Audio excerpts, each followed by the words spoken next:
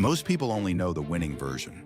In 2001, Serena Williams walked onto the court at Indian Wells and the crowd turned on her. Racial slurs, sustained booing. She later said it was the most frightening atmosphere of her career. She won the match anyway. Then she didn't go back for 14 years.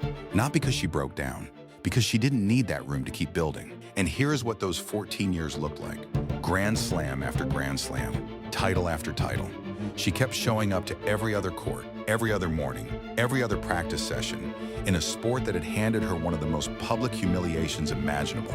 No closure, no apology, no reconciliation, just the next decision, and the next one after that. That is the part nobody talks about.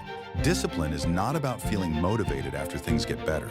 It is about continuing before they do. So if something hurt you and you are still showing up anyway, you are not behind. You are already doing the hardest part.